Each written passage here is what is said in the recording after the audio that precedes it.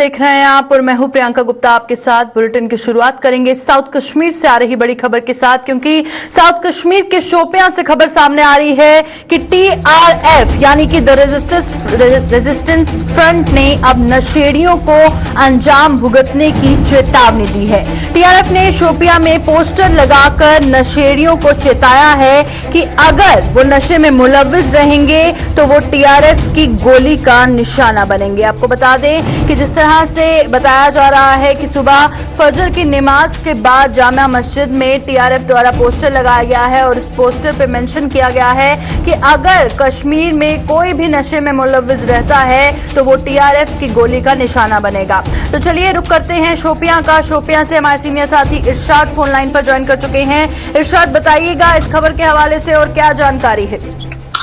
देखिए, मैं आपको बता दूं, अगर हम बात करें जिला शोपियान का जो जैनपोरा एरिया है, सुबह की जो नमाज जो लोग जो वहां से जा रहे थे और अचानक उन पे जो है उनकी नजर एक पोस्टर पे पड़ी है जिसमें ऊपर लिखा है टीआरएफ यानी कि तहरीक फ्रंट तंजीम। और मैं आपको बता दूं, इसमें ये लिखा था कि जो लोग जो है जो बच्चे जो है ड्रग्स की तरफ जो है वो जा रहे, उनसे हम गुजारिश करते हैं और वो जैसे ड्रग्स के ये दूर हो जाए। मैं आपको बता दूं कि अगर हम बात करें, ये जो एरिया है बिल्कुल 2016 से अभी तक जो है ये मिलिटेंसी में काफी सारा जो है वो वायलेंट रहा है। तो आज जैसे श्रीनगर के बाद जो है श्रीनगर में जो ही मतलब कि नकलो हरकत के बाद आज जो है साउथ कश्मीर के शोपियान में भी आज जो है पोस्टर देखने को मिला। बिल्कुल। वहीं पर ये भी बताइएगा, जिस तरह से फजर की नमाज के बाद जामिया मस्जिद में ये पोस्टर लगाया गया, अब टीआरएफ क्या वहां पर क्या लगता है कि अपनी प्रेजेंस दिखाने की कोशिश कर रहा है? क्योंकि श्रीनगर में टीआरएफ पिछले दिनों काफी एक्टिव नजर आया। क्या अब साउथ कश्मीर में भी ये बताने की कोशिश कर रहा है कि वो साउथ कश्मीर में भी एक्टिव हो चुका है? बिल्कुल, इससे साफ जाहिर पता चलता है कि जिस तरह से आज यहाँ पे पोस्टर मिला है उसमें जो नीचे जो हम देखते थे उसमें जो सील लगी हुई है, स्टीम लगी हुई है जिसमें ये लिखा था कि टीआरएफ। तो इससे साफ जाहिर पता चलता है कि मिलिटेंसी जो है अपनी प्रेजेंसी का जो है सबूत देते हैं। और मैं आपको बता दूं, तकरीबन शोपियां से 20 किलोमीटर दूर जैनपोरा एरिया जहाँ पे एक जामिया मस्जिद है, वहां पे इसको जो है छपाया गया था। तो जो ही लोगों ने इसको देखा तो वहां पे जो है एक गमगम माहौल सा छा गया था। और मैं आपको बता दूं कि उसके साथ साथ जो पुलिस वहां पे पहुंची और उनने जो उस पोस्टर को फिर बाद में उठाया। और मैं आपको बता दूं कि यही इससे साफ जाहिर पता चलता है कि मिलिटेंसी जो है अपनी प्रेजेंसी का सबूत दे रहे हैं। किस तरह का माहौल उसके बाद इरशाद देखा जा रहा है शोपियां में? देखिए, कुछ देर पहले जो है कुछ दिन पहले एक खबर वायरल हुई थी जिसमें ये दिखाया गया कि जो कश्मीर के जो यूथ है वो जो है ज्यादातर जो है ड्रग्स की तरफ जा रहे हैं। और उसी को लेके आज जो है टीआरएफ ने एक पोस्टर निकाला है, उसमें ये साफ लिखा था कि जो लोग इसमें जो है मतलब पाएगा उसका जो उसका फिर खैर नहीं है। मैं आपको बता दूं कि इस पे सवाल निशान ये उठता है कि सिक्योरिटी फोर्सेस वहां पे अक्सर बस्तर जो है गश्त लगाए जा रहे, तो उसके बावजूद भी वहां पे पोस्टर दिखना ये एक आम बात नहीं है। बिल्कुल। आखिर में बताइएगा इरशाद, जिस तरह से आपने बताया कि इस पोस्टर के दिखने के बाद किस तरह का माहौल वहां पर बना है, तो क्या लगता है कि सही मायने में टीआरएफ द्वारा ये पोस्टर लगाया गया है या द रेजिस्टेंट फ्रंट की आड़ में किसी और ने ये पोस्टर लगाया है? देखिए, मैं आपको बता दूं कि जिस तरह से वहां पे सील लगी हुई है टीआरएफ की, तो अभी मैं बता दूं कि पुलिस ने इस पोस्टर को अपने कस्टडी में, और मैं आपको बता दूं कि अभी इसकी पुष्टि नहीं हुई कि क्या है वाकई ये बिल्कुल ये वाकई टीआरएफ ने ये काम किया है और किसी ने अभी इसकी पुष्टि नहीं हुई। जिस तरह की इसमें सील लगी हुई है, नीचे टीआरएफ की सील लगी हुई, उस हिसाब से लग रहा है कि ये काम जो है उन्होंने किया है। और मैं आपको बता दूं कि वो लोग जो है जिन्होंने ये पोस्टर छपाया है बिल्कुल जामिया मस्जिद के गेट के बिल्कुल वहां पे छपाया है। और जो ही लोग जो है अपने फजर नमाज के लिए जा रहे थे और वहां पे उन्होंने जो पोस्टर देखा है, सबसे पहले ऊपर उसमें लिखा था टीआरएफ यानी कि तहरीक फ्रंट। और मैं आपको बता दूं उसके नीचे जो है उसमें लिखा था कि हुर्रियत का साथ दे दो और भी कुछ लिखा उसमें। मैं आपको बता दूं कहीं कहीं नहीं हम बात कर दे, इसमें ये साफ जाहिर पता चलता है कि मिलिटेंसी जो है अपनी प्रेजेंसी का सबूत दे रहे हैं। शुक्रिया इरशाद तमाम जानकारी शोपियां से पहुंचाने के लिए। और जिस तरह से शोपियां से इरशाद हमारे साथ फोन लाइन पर ज्वाइन किए हुए थे, जिस तरह से वो बता रहे थे कि टीआरएफ ने अब नशेड़ियों को अंजाम भुगतने की चेतावनी दी है। टीआरएफ ने शोपियां में पोस्टर लगाकर जैनपुरा इलाका, जहां पर जामिया मस्जिद में फजर की नमाज के दौरान ये पोस्टर देखा गया और वहीं पर अब टीआरएफ द्वारा इस पोस्टर में मेंशन किया गया है कि नशेड़ियों को चेतावनी दी है कि अगर वो नशे में मुलव्विज होंगे या कोई भी वहां पर कश्मीर में नशे में मुलव्विज हो रहा है तो वो टीआरएफ की गोली का निशाना बनेगा। और वहीं पर नशा करने पर टीआरएफ द्वारा जान से मारने की धमकी इस पोस्टर में दी गई है।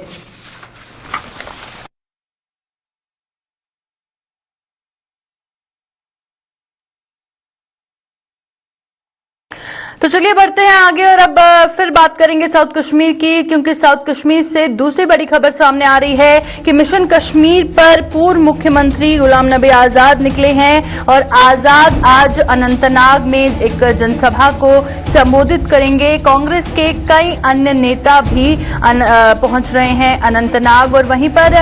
जिस तरह से अब बताया जा रहा है कि पूर्व मुख्यमंत्री गुलाम नबी आजाद का ये मिशन कश्मीर है, जगह जगह पर जाके जनसभा को संबोधित करेंगे, लोगों के बीच जाएंगे, उनकी बात सुनेंगे और वहीं पर उन पर जो लोगों का उन पर विश्वास है वो देखने को मिलेगा कि उनकी पार्टी पर कितना विश्वास है। हालांकि अगर हम पॉलिटिकल सिनारियो की जम्मू कश्मीर में बात करें तो हर कोई पॉलिटिकल पार्टी कोशिश कर रही है लोगों के बीच जाने की, उनका विश्वास जीतने की। और जो गुलाम नबी आजाद का मिशन कश्मीर है उसके तहत आज वो साउथ कश्मीर के अनंतनाग में जनसभा को संबोधित करेंगे और कांग्रेस के कई अन्य नेता भी अनंतनाग पहुंच रहे हैं। चलिए हमारे साथ ग्राउंड से ज्वाइन कर चुके हैं फिदा हुसैन। फिदा, बताइएगा गुलाम नबी आजाद का जो आज ये मिशन कश्मीर का अनंतनाग का दौरा है, इस हवाले से क्या जानकारी है?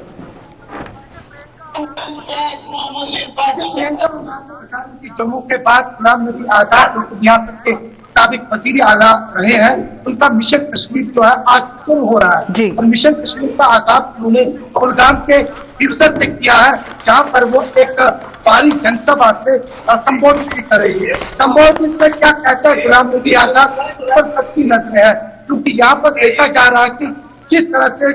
कांग्रेस में जो दो गुट नजर आ रहे हैं और जो कहीं न कहीं पर देखा रहा कि जो कांग्रेस अध्यक्ष है उनके खिलाफ जिस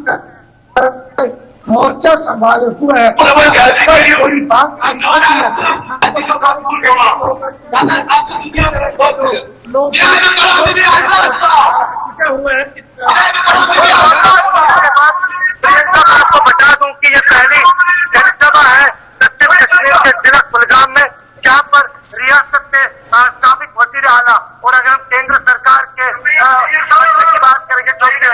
पूर्व मंत्री रहे हैं वहाँ पर यूपीए 1 में भी और यूपीए 2 में भी, और उसमें गुलाम नबी आजाद जो है स्वास्थ्य मंत्री के रूप में थे और आज वो पहली बार दक्षिण कश्मीर में जो धारा 370 है उससे हफ्ते के बाद की पहली जनसभा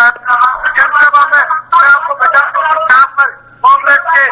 काफी ज्यादा मुद्दा जो है वो यहाँ पर पहुंचे हैं, जम्मू से भी और घाटी से भी, और गुलाम नबी आजाद जो है वो बस यहाँ पर पहुंच रहे हैं और उसके स्वागत के लिए मैं आपको दिखाने की कोशिश करूंगा। गुलाम नबी आजाद जो है बस वो पहुंच गए हैं यहाँ पर और उनके स्वागत के लिए जो कांग्रेस के मैं आपको दिखाऊंगा यहाँ पर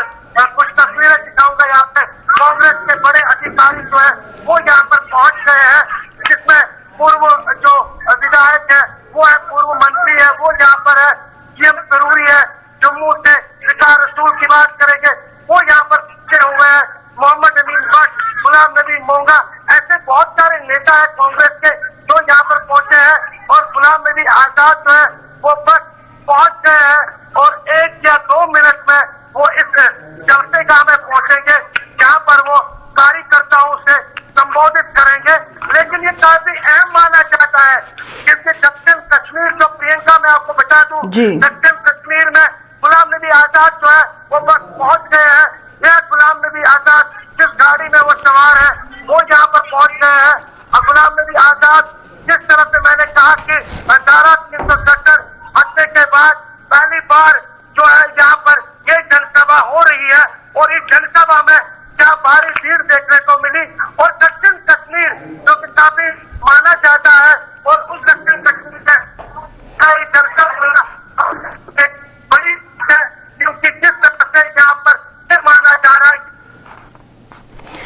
बिल्कुल शुक्रिया फिदा, ग्राउंड से तस्वीरें दिखाने के लिए, तमाम जानकारी पहुंचाने के लिए। फिदा हुसैन हमारे साथ ज्वाइन किए हुए थे और जिस तरह से वो बता रहे थे बस थोड़ी ही देर में पूर्व मुख्यमंत्री गुलाम नबी आजाद पहुंचने वाले हैं। सिक्योरिटी आपने देखी, उस हवाले से कितनी तादाद में वहां सुरक्षा बलों की तैनाती की गई है। और वहीं पर जो लोगों की, आम आवाम की बात करें तो काफी तादाद में आम आवाम भी पहुंची है और उनकी उम्मीदें भी कांग्रेस पार्टी से खासा नजर आ रही हैं। और कांग्रेस के कई अन्य नेता, जम्मू और कश्मीर से कई बड़े नेता जो है वहां पर शामिल हुए हैं।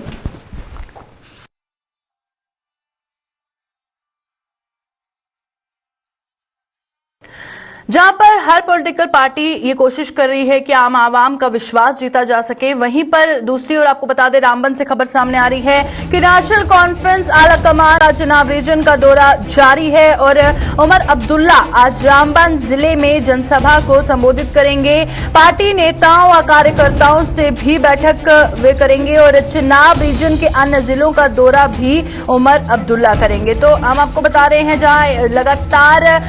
जो पॉलिटिकल पार्टी से कोशिश कर रही हैं लोगों के बीच जाने की, उनकी समस्याएं सुनने की, और लोगों को भी खासा उम्मीदें हैं कि कौन सी पॉलिटिकल पार्टी उभर के आएगी और हम जो हमारी समस्याओं का समाधान करेगी और हमारी मुश्किलें सुनेगी। जहां पर एक तरफ हमने आपको बताया कि साउथ कश्मीर के अनंतनाग में पूर्व मुख्यमंत्री गुलाम नबी आजाद पहुंच रहे हैं, वहीं दूसरी ओर आज रामबन में उमर अब्दुल्ला जो है रामबन जिले में जनसभा को संबोधित करेंगे। तो चलिए रुक करते हैं रामबन से, हमारे संवाददाता नदीम हमारे साथ कर चुके हैं। नदीम, बताइएगा आज उमर अब्दुल्ला का रामबन का जिस तरह से दौरा है, क्या कुछ आज उसमें खास रहेगा?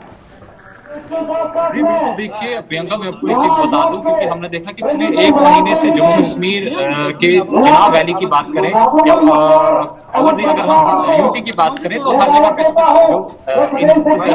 पॉलिटिकल एक्टिविटीज है वो तेज हो रही है। हमने देखा कि पहले पीडीपी के प्रेसिडेंट का रामबन दौरा हुआ, उसके बाद हमने देखा कि उमर फारूक अब्दुल्ला है वो रामबन आए, और आज उमर अब्दुल्ला, क्योंकि गुलाम नबी आजाद कांग्रेस के लीडर है, उनका भी यहाँ पे विजिट हुआ था। डिस्ट्रिक्ट रामबन के अंदर आज उमर अब्दुल्ला जो वाइस प्रेसिडेंट है जम्मू कश्मीर नेशनल कॉन्फ्रेंस के, वो भूल में इस वक्त तशरीफ ला रहे हैं। जिस जगह पर मैं ये जलसा का है जहां पे वो एक पब्लिक रैली से खिताब करेंगे, हालांकि अभी वो वहां पहुंचे नहीं है, लेकिन ये चीज मैं आपको बताऊं, इस वक्त यहाँ पे काफी ज्यादा लोग जो है पहुंचे हैं, काफी ज्यादा लोग हैं, काफी तादाद में लोग मेरे पीछे हैं जो। और आज एक चीज मैं बता दूं, क्योंकि जब हम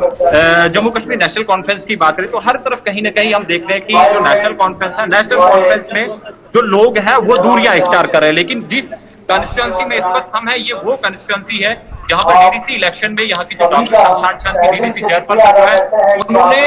एक रिकॉर्ड क्रिएट किया था, 777 वोट उन्होंने हासिल किए थे। आज वो डिस्ट्रिक्ट चेयरपर्सन रामबन पर है, और शायद यही वजह है कि इस वक्त हम भूल के मकाम पर इतना हुजूम लोगों का यहाँ पे पहुंचा हुआ है। हालांकि यहाँ से रैली करने की जो है डोडा की देंगे, लेकिन उस यहाँ पे उन्हें पब्लिक रैली से बात करना है, हम नहीं है 11:30 के टाइम पे शट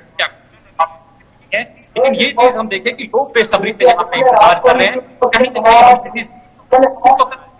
देख रहे हैं यहाँ पे गैदरिंग है असेंबली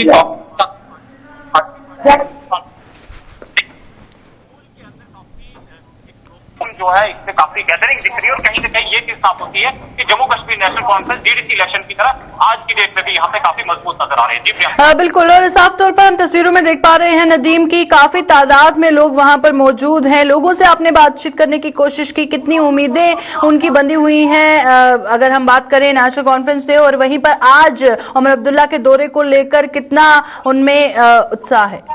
जी बिल्कुल, देखिए प्रियंका, मैंने एक चीज देखी है यहाँ पे, जब मैं यहाँ पे पहुंचा हूँ जलसा गांव में, तो लोग काफी जोश व खरोश थे, क्योंकि स्कूल की जब हम बात करते हैं तो काफी टेम्परेचर यहाँ पे डाउन है, लेकिन सुबह ही लोग अपने घरों से निकल आए थे उमर अब्दुल्ला साहब को सुनने के लिए। और उम्मीदों की जहां तक बात करें, काफी उम्मीदें वाबिस्ता है लोगों की जम्मू कश्मीर नेशनल कॉन्फ्रेंस से, क्योंकि डीडीसी जो काउंसिलर्स अगर हम देखें यहाँ पे, तो गूल और संगलदान जो असेंबली कंस्टिट्यूंसी गूल अरनाथ है, तो यहाँ पे दोनों काउंसिलर्स जो है वो जम्मू कश्मीर नेशनल कॉन्फ्रेंस के, और इस रामबन के अंदर हम देखें चेयरपर्सन जो डीडीसी की है वो भी जम्मू कश्मीर नेशनल कॉन्फ्रेंस है, और वही सब डिवीजन जिसमें अभी हमें यहीं से हमारे जो है डीडीसी काउंसिलर का ताल्लुक भी है। तो यही वजह है कि लोगों की उम्मीदें काफी वाबिस्ता है, और कुछ हद तक लोगों का ये कहना है कि हमारा काम भी हुआ है, जो हमारी जेन्युइन डिमांड थी वो पूरी हुई है, और इसीलिए हम यहाँ पहुंचे कि आने वाले वक्त में हम जम्मू कश्मीर नेशनल कॉन्फ्रेंस को सपोर्ट करें, ताकि हमारी जो कमियां हैं, जो हमारी मुश्किलात है, उनका कहीं आसाना हो। बिल्कुल, शुक्रिया नदीम, ग्राउंड से हमें तस्वीरें दिखाने के लिए और दिखाने के लिए कि वहां के पे जो लोग मौजूद हैं कितना उत्साह उनमें है, क्योंकि इतनी ज्यादा सर्दी है उसके बावजूद जोश व खरोश से बहुत सारे लोग जो हैं वो वहां पर पहुंचे हैं उमर अब्दुल्ला को सुनने के लिए, क्योंकि आज वो जनसभा को संबोधित करने वाले हैं वहां पर। तो लोगों की खासा उम्मीदें भी उनकी पार्टी से बंधी हुई हैं। खैर, हर कोई पार्टी जिस तरह से कोशिश कर रही है लोगों का विश्वास जीतने की, उनके बीच में जाने की, और वहीं पर आने वाला वक्त बताएगा कि किस तरह से कौन सी पार्टी इसमें कामयाब हुई है।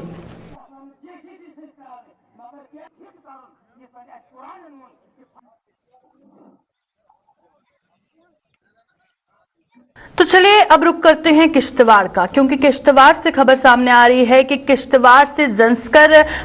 तक जो हाईवे है उसमें जल्द डीपीआर बनने वाली है। अठोली और मचेल से लेकर जंस्कार तक हाईवे का निर्माण होगा और हाईवे बनने पर किश्तवाड़ की अर्थव्यवस्था का ग्राफ भी बढ़ेगा। केंद्रीय मंत्री नितिन गडकरी ने इस हाईवे का ऐलान किया है और इससे जो किश्तवाड़ के लोग हैं काफी खुश भी नजर आ रहे हैं, क्योंकि उनको यकीन है कि इसके बाद उनको काफी ज्यादा जो है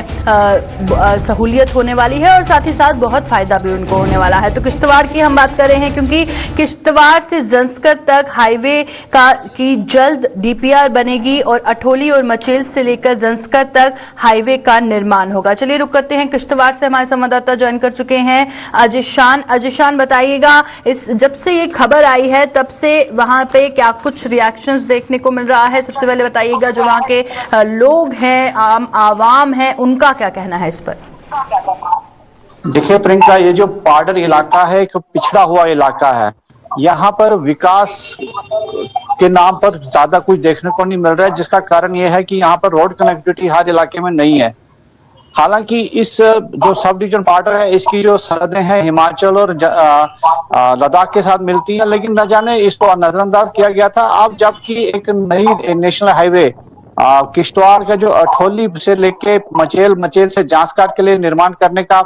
फैसला किया गया है। हालांकि इसके लिए पिछले साल से ही कुछ कागज चल रहे थे, डीपीआर बनाने की बात हो रही थी, लेकिन अब जबकि 24 तारीख को डोडा में एक जनसभा में केंद्रीय मंत्री ने एक घोषणा कर दी है कि इसका निर्माण होगा, तो बताया जा रहा है कि आने वाले दिनों में इसके डीपीआर का जो काम है वो तेजी से शुरू हो जाएगा, जिसके बाद इसका निर्माण कार्य कहीं ना कहीं शुरू होगा। इस खबर से पूरे इलाके में एक खुशी की लहर देखने को मिल रही है। खासकर जो बॉर्डरवासी हैं उनका ये कहना है कि उस इलाके में जिस तरह से मछली का दरबार है, नीलम की खान है, इतने बड़े नेचुरल रिसोर्स होने के बावजूद इसको नजरअंदाज किया गया था, लेकिन अब इस इलाके के छुपा खजाना है दुनिया के सामने आएगा और पर्यटक खासकर इस रास्ते का इस्तेमाल कर सकते हैं। लेकिन प्रियंका, मैं आपको बता दूं कि यह सड़क जो करगिल को जोड़ेगी किश्तवाड़ के साथ, एक अहम स्ट्रेटेजिक पॉइंट ऑफ व्यू भी अहम सड़क है, क्योंकि जब जनरल जोरावर सिंह ने लद्दाख का कब्जा करना चाहा था तो उन्होंने इसी ट्रैक को इस्तेमाल किया गया था। तो कहीं ना कहीं सामरिक दृष्टि से भी इसका एक महत्व है कि करगिल के साथ एक लिंक होगा और एक अल्टरनेट सड़क वहां पर मिलेगी, जिसका फायदा बॉर्डर को और खास जरूर मिलेगा। यहाँ का आर्थिक विकास होगा और डेवलपमेंट के साथ साथ यहाँ पर टूरिज्म भी बढ़ेगा। तो कहीं ना कहीं लोगों को काफी खुशी और उम्मीदें देखने को मिल रही हैं। जी प्रियंका, शुक्रिया अजय इस पर जानकारी देने के लिए। अजय शान जिस तरह से हमें बता रहे थे, काफी ज्यादा फायदा वहां के लोगों को होगा, चाहे हम टूरिज्म की बात करें, क्योंकि इससे टूरिज्म भी बूस्टअप होगा। जो किश्तवाड़ से सीधी सड़क करगिल को जोड़ेगी, इससे लोगों को बहुत ज्यादा सहूलियत मिलेगी और सबसे बड़ी बात कि उनको फायदा भी इससे पहुंचेगा, जिससे खुशी की लहर किश्तवाड़ में देखने को मिल रही है।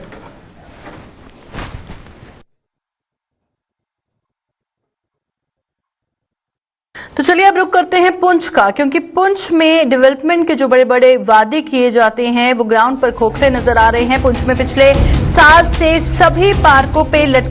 ताले लटकते हुए नजर आ रहे हैं। पाबंदियां हटने के बावजूद पुंछ प्रशासन ने पार्क नहीं खोले हैं और पिछले साल कोरोना का दौर शुरू होने पर पार्क को बंद किया गया था। सब कुछ खुलने के बावजूद पार्कों में पाबंदियों पर उठ रहे हैं सवाल। तो वहां के लोगों का कहना है कि सब जगह से जहां पर रिस्ट्रिक्शंस हट गई हैं कोविड-19 के बाद, जैसे कोविड-19 के केसेस का ग्राफ कम हुआ उसके बाद रिस्ट्रिक्शंस जिस तरह से हर जगह से हट गई हैं, पार्कों पार्कों पर क्यों ताले लटके हुए हैं और लगभग 1 साल हो चुका है जहां पर वहां पर ताले लटके हुए नजर आ रहे हैं और पाबंदियां हटने के बावजूद पुंछ प्रशासन ने पार्क को नहीं खोला है और पार्क को नहीं खोला है, जिससे वहां के लोग ये आवाज उठा रहे हैं कि जल्द से जल्द पार्क को खोला जाए। और पिछले साल कोरोना का दौर जब शुरू हुआ था तब पार्क बंद कर दिए गए थे, जब गाइडलाइन सामने आई थी तब तमाम पार्क बंद कर दिए गए थे, पर उसके बाद जब ऑर्डर सामने आया कि पार्क को खोला जा सकता है, उसके बावजूद जो पुंछ के पार्क हैं वहां पर ताले लटकते हुए नजर आ रहे हैं, जिससे वहां के लोगों को काफी परेशानी हो रही है। सब कुछ खुलने के बावजूद पार्कों में पाबंदियां क्यों, लोगों का ये सवाल। चलिए जानते हैं, हमारे साथ सन्नी ज्वाइन कर चुके हैं पुंछ से। सन्नी बताइएगा, क्या ऑफिशियल से आपने बातचीत की, उनसे आपने जानने की कोशिश की कि रिस्ट्रिक्शंस हट गई हैं, ऑर्डर सामने आ चुका है, हर जगह पार्क खुल चुके हैं, तो पुंछ में ऐसा क्यों है कि ताले अभी तक वहां पर खोले नहीं गए हैं? जी बिल्कुल, मैं आपको बता दूं, पुंछ की बात करें तो पुंछ जो अभी से कुछ दिन पहले ये कहा गया था कि पार्क और जो बाकी की जगह है उनको खोल दिया जाएगा, पर आज हमने जब प्रशासन से बात की है तो प्रशासन की तरफ से ये कहा गया है कि जो पार्क हैं इनको अभी तक पूरी तरह से नहीं खोला जा सकता, क्योंकि फिर से कोविड के केस जो हैं वो बढ़ना शुरू हो गए हैं और पार्क में ज्यादातर लोग जो हैं वो गांव से या बाहर से आते हैं, उसकी वजह से कहीं फिर से पहले जैसी कंडीशन पुंछ में ना हो जाए, इसलिए पुंछ पार्क को पूरी तरह से बंद रखा गया। और लोगों की साफ तौर पे ये लोगों का कहना है कि गांव के जो लोग हैं वो सिटी की तरफ जब आते हैं तो मार्केट से खरीदारी करने के बाद तो थोड़ी देर पार्क में रेस्ट करते हैं, तो लोगों का साफ तौर पे कहना है कि जल्द से जल्द जो पार्क हैं इन्हें खोल दिए देना चाहिए ताकि हम यहाँ थोड़ी देर रेस्ट करके अपने घरों को जा सके। पर प्रशासन की तरफ से अभी भी जो पार्क हैं उन्हें बंद कर दिया गया है। लोगों का कहना है कि मार्केट अगर खोल दी है, सिनेमा हॉल खोल दिए हैं, मॉल खोल दिए हैं, तो जल्द से जल्द जो पार्क हैं इन्हें भी खोल दिया जाए ताकि हम राहत की सांस ले सके। बिल्कुल, और शुक्रिया सन्नी इस पर बातचीत करने के लिए। सन्नी हमारे साथ ज्वाइन किए हुए थे पुंछ से, और जिस तरह से वो बता रहे थे कि पार्क अभी तक खोले नहीं गए हैं, जिससे लोगों में काफी गुस्सा नजर आ रहा है और उनकी आवाज मांग है कि जल्द से जल्द यहाँ पे जो पार्क हैं उनके तालों को खोल दिया जाए ताकि वो पार्क के अंदर जा सके।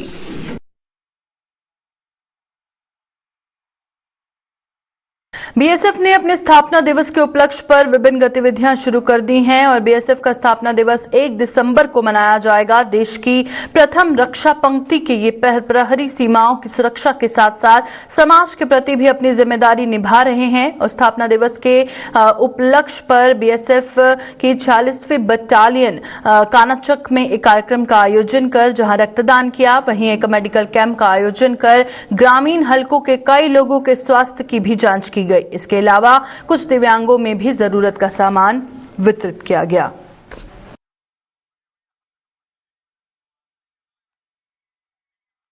सदा की भांति आज भी जो कार्यक्रम चल रहा है, इस कार्यक्रम में आपने देखा होगा कि यहाँ पर डॉक्टर्स स्पेशलिस्ट आए हुए हैं, साथ ही यहाँ पर आई कैंप लगा है और मुझे यह कहते हुए बहुत ही हर्ष की अनुभूति हो रही है कि यहाँ पर जो गुलशन रैना क्लिनिक सुंदरबनी द्वारा यहाँ पर आई कैंप लगाया गया है, यहाँ पर आने वाले प्रत्येक व्यक्ति को यदि जरूरत पड़ेगी तो वह उनका उपचार भविष्य में भी फ्री करेंगे। यहाँ पर रक्तदान शिविर भी लगाया गया है तथा यहाँ पर श्री संजय अरोड़ा लुधियाना द्वारा जिनको की प्रेरणा मिली है श्री विजय चोपड़ा मुख्य संपादक पंजाब केसरी, उनके द्वारा यहाँ पर 290 तकरीबन 25 किलो के अनाजों का वितरण किया जाएगा।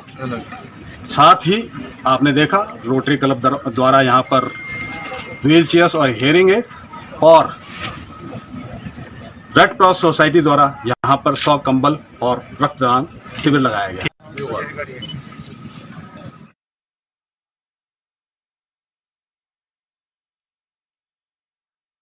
अभी के बुलेटिन में फिलहाल इतना ही, दीजिए इजाजत, नमस्कार।